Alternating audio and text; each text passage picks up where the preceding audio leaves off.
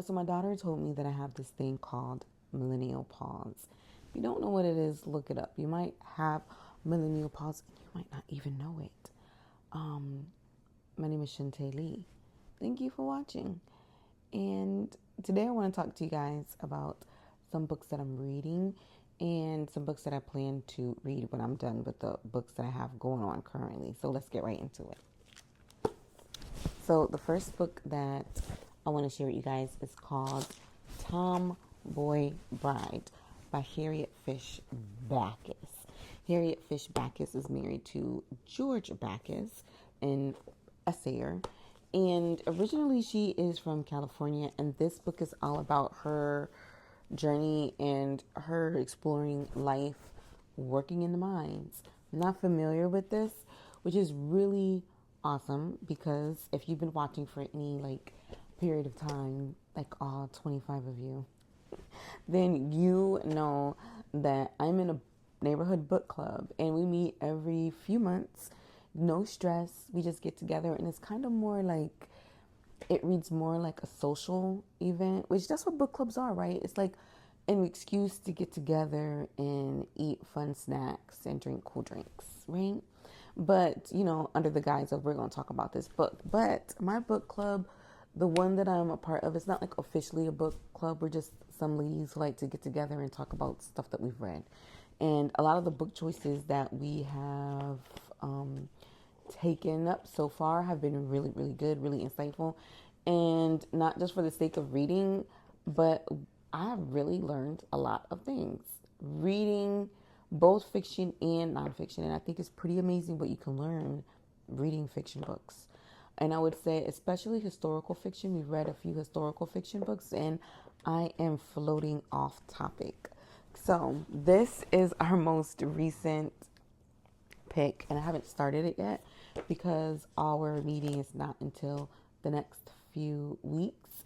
And I like to read it as close to our meeting as possible, so all the information is still really fresh. Moving right along. So the next book that I have is part of a series that I have been reading, and it is the last book in the Skyland series by Kennedy Ryan. I've read the first two. I really enjoyed them. One of the really cool things that I like about Kennedy Ryan's The Skyland series is that it focuses on a particular woman in a particular time of her life.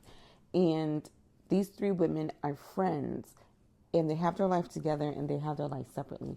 But they're also three different versions of women. Like, you probably wouldn't pick these women out of a crowd and say, hey, these three are really good friends. But they come from all very different walks of life. One friend is in an interracial relationship, and she talks about the struggles of, having your family accept your children of mixed race, among other things. And then you have another woman who is, struggling to raise a teenage daughter while also still being in love with her ex-husband. And maybe he's struggling to get over her too. The way that men are represented in these books is, I feel like, pretty amazing too. It's not one of those men bashing books, all men are bad. Now, there is some representation of some really bad men in these books, but there's also representation of good quality men. And so I really like that she took the time to diversify the type of women that we get and also the type of friendships that we get. And within the friendship, in this book, Hendrix is the one that is single and childless. And she's childless on purpose. It's a choice that she's made. So that conversation is brought up in this book as well. And she's not, she doesn't have an aversion to relationships. She's open to relationships. She meets someone that piques her interest more than she wants to, and she tries to deny herself, but there's just no denying it. She's in it, and so is he. But the twist with this one here, and if you haven't read this one yet, Usually I try to skew away from spoilers, but I'm going to give a spoiler. The thing about this one is, she's a producer. She's like a manager. She's trying to be an executive producer. It's on her vision board. It's one of the things that she wants to do, right? And one of the clients that she manages is a beautiful supermodel, world renowned, known all over the world. And every year they have this all white party. Okay. And her longtime boyfriend owns this beautiful home in which they have this all white party. He's a billionaire. Everyone knows him. And he's also like a venture capitalist looking to invest his money in growing businesses. And Hendrix goes to the party with one of her clients that she is trying to pair up with the host, not the billionaire boyfriend, but the beautiful supermodel. And they have some deal, whatever, that they want to work out, but they're also kind of like friends. So she goes over there and she's having a good time. And Hendrix is the type of woman who doesn't let the opinions of others determine how she's going to live her life. So she's out on the dance floor. She's leading the way. She is doing the electric slide to Candy by Cameo. I love that song. All of your aunties played that song back in the day at the cookout. And so she's there just, letting loose, being herself. Now, unbeknownst to everyone else at the party, Zir, the supermodel, or Ziri, I'm not really sure exactly how to pronounce her name, but we'll just call her Z for now.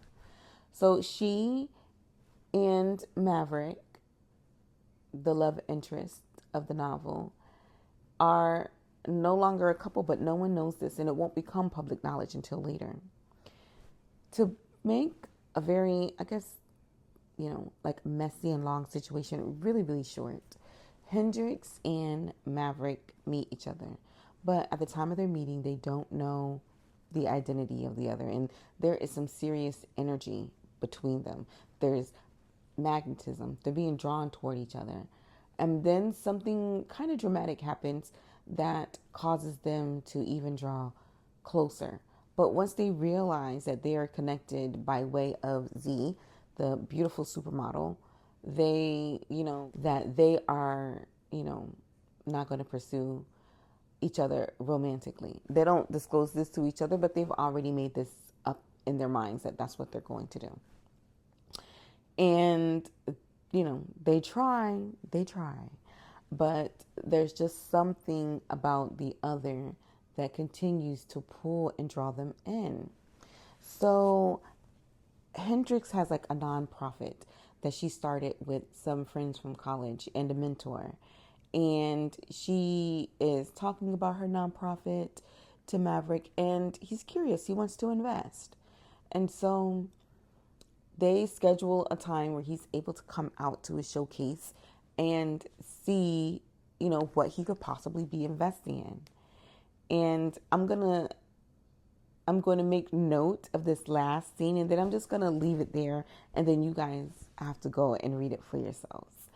But what happens is, out of respect, Hendrik calls her friend Z, and, she says she's sorry about the breakup, and just to keep things above board, she just wants to let her know that she has invited Maverick to a showcase to present to him some of the nonprofits that he may want to invest in. And Z is, I don't know if she feels like jealous in that moment or attacked, but let me tell you what she says, okay? Hendrix was just like, I don't want this to seem weird or anything like that. And she goes, it doesn't feel weird. Like, you're not his type anyway. You're not his type anyway. So I don't have anything to worry about.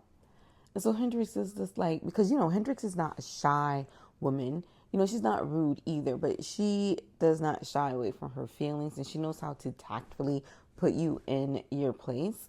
So she just comes out and says, well, what do you mean by that? I'm not his type. Not that she was trying to push up on him anyway. She's just trying to get funds for her nonprofit.